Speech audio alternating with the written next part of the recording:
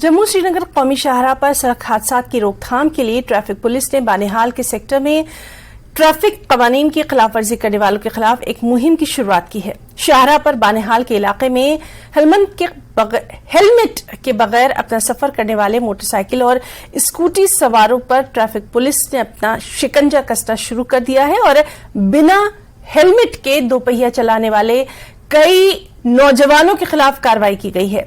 अवामी सतह पर traffic police की इस कार्रवाई की सराहना की जा रही है और इसमें मजीद वुसअत लाने की ट्रैफिक हुक्काम से अपील की गई है। ट्रैफिक का एसओ में बानिहाल बाजार का परसों आज 3 दिन हुए मुझे आई हुए यहाँ पे। मैंने मैक्सिमम लड़कों को एक दिन यही समझा बगैर हेलमेट के नहीं चलो, तो मैंने आज वीएम चलाई है इनकी हेलमेट के बारे में चलान करने की। आज 6-7 चलान किए बगैर हेलमेट के। मैंने यही समझाया कि बच्चों आपकी बहुत लाइफ है, बगैर हेलमेट के मत चलो।